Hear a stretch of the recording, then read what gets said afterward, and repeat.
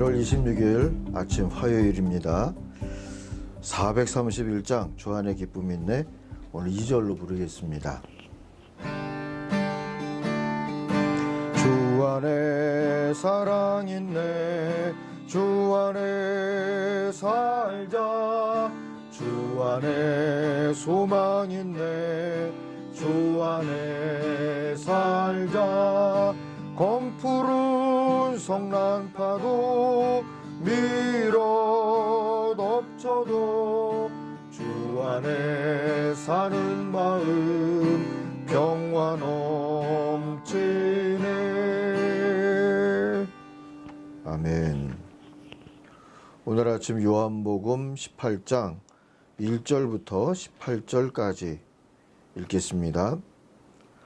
예수께서 이 말씀을 하시고 제자들과 함께 기드론 시내 건너편으로 나가시니 그곳에 동산이 있는데 제자들과 함께 들어가시니라. 그곳은 가끔 예수께서 제자들과 모이시는 곳이므로 예수를 파는 유다도 그것을 알더라.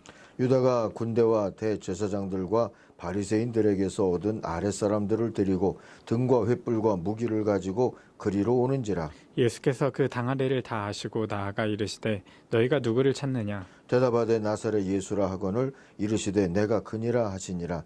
그를 파는 유다도 그들과 함께 섰더라. 예수께서 그들에게 내가 그니라 하실 때에 그들이 물러가서 땅에 엎드러지는지라. 이에 다시 누구를 찾느냐고 물으신데 그들이 말하되 나사렛 예수라 하거늘. 예수께서 대답하시되 너희에게 내가 그니라 하였으니 나를 찾거든 이 사람들이 가는 것은 용납하라 하시니 이는 아버지께서 내게 주신 자 중에서 하나도 잃지 아니하였사옵나이다 하신 말씀을 응하게 하려 함이로라. 이에 시몬 베드로가 칼을 가졌는데 그것을 빼어 대제사장의 종을 쳐서 오른편 귀를 베어버리니 그 종의 이름은 말고라. 예수께서 베드로더러 이르시되 칼을 칼집에 꽂으라. 아버지께서 주신 잔을 내가 마시지 아니하겠느냐 하시니라. 이에 군대와 천부장과 유대인의 아랫사람들이 예수를 잡아 결박하여 먼저 안나스에게로 끌고 가니 안나스는 그 해의 대제사장인 가야바의 장인이라. 가야바는 유대인들에게 한 사람이 백성을 위하여 죽는 것이 유익하다고 권고하던 자러라.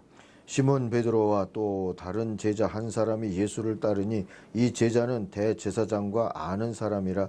예수와 함께 대제사장 집 뜰에 들어가고 베드로는 문 밖에 서 있는지라 대제사장을 아는 그 다른 제자가 나가서 문 지키는 여자에게 말하여 베드로를 데리고 들어오니 문 지키는 여종이 베드로에게 말하되 너도 이 사람의 제자 중 하나가 아니냐 하니 그가 말하되 나는 아니라 하고 그때가 추운 고로 종과 아랫사람들이 불을 피우고 서서 쬐니 베드로도 함께 서서 쬐더라. 아멘.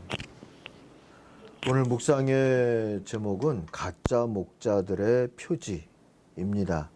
5절 6절을 한번 읽겠습니다. 그들이 나사렛 사람 예수요 하고 대답하니 예수께서 내가 그 사람이다 하고 말씀하셨다. 예수께서 그들에게 내가 그 사람이다 하시니 그들은 뒤로 물러나서 땅에 쓰러졌다. 하나님의 이름으로 하나님을 대적하는 현상이 왜 일어날까요? 일어나서는 안 될 것 같은데 종종 일어나곤 했죠. 오늘 말씀도 그런 이야기고요. 이게 아마 이단이 발생하는 원인과 크게 다르지 않으리라 생각이 됩니다.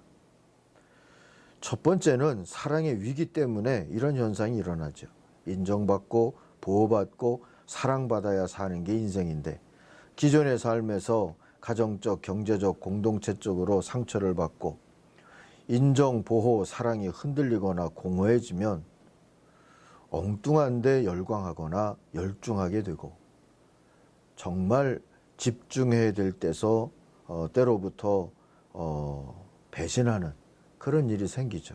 가룟 유다가 이런 케이스가 아닐까 싶습니다. 두 번째, 하나님의 이름으로 하나님을 대적하는 현상이 일어나는 이유는 죽음의 위기, 그 두려움 때문일 겁니다. 인간의 최고의 위기는 죽음이죠. 개인으로는 질병과 실패, 집단으로는 분열과 전쟁이 죽음 또는 그 죽음의 그림자가 되죠. 그래서 역사적으로 보면 전염병이 창궐하거나 세계적인 경제 위기를 만나거나 전쟁이 일어날 때 이단은 더 극성을 부렸습니다. 예컨대 6.25 전쟁 후에 계룡산에 도사들이 우글거렸다.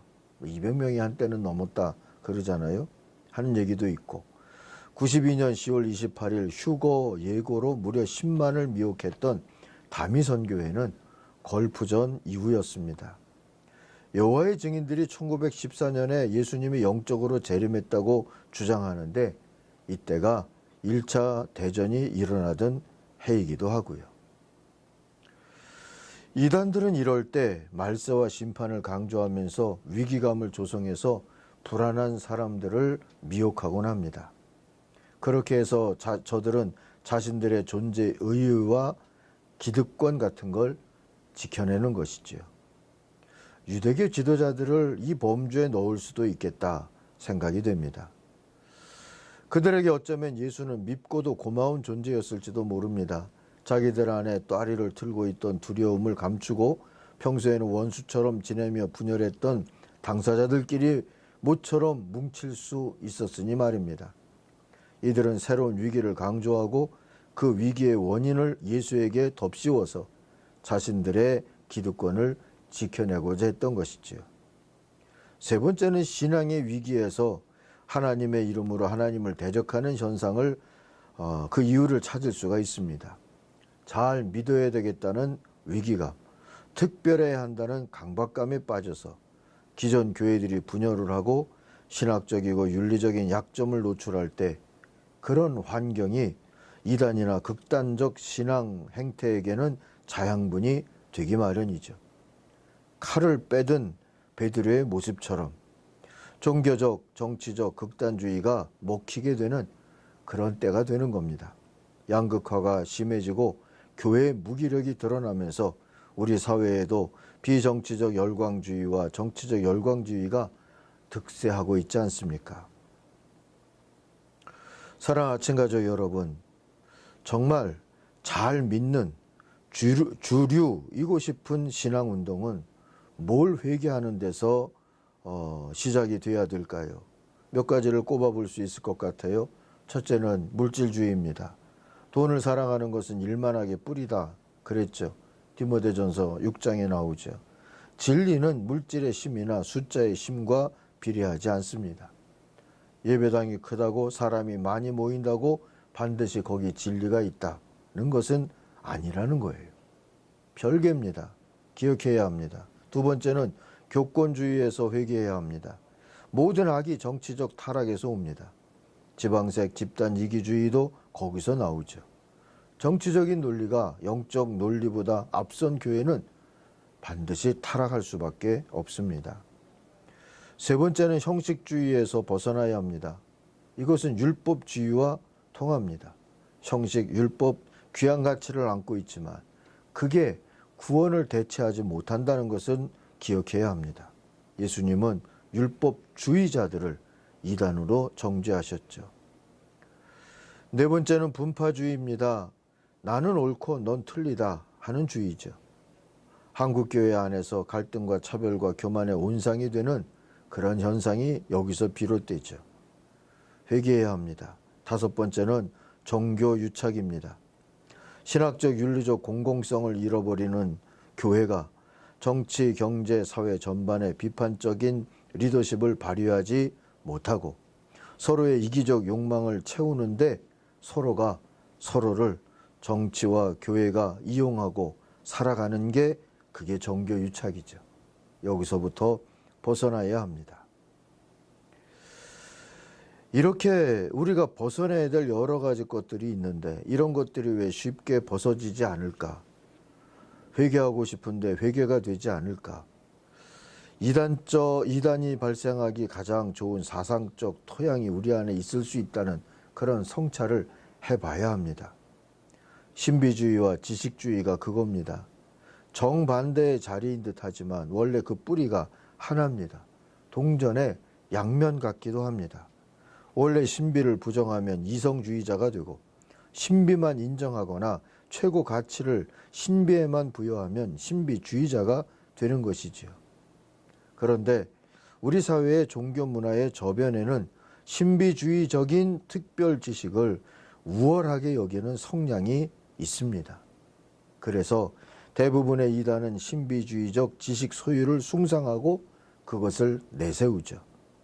한국 교회에 이단이 많은 결정적인 이유가 바로 신비주의적인 지식을 소유하는 걸 특별하다, 우리말로 하면 거룩하다, 이렇게 여기는 성향 때문이기도 합니다.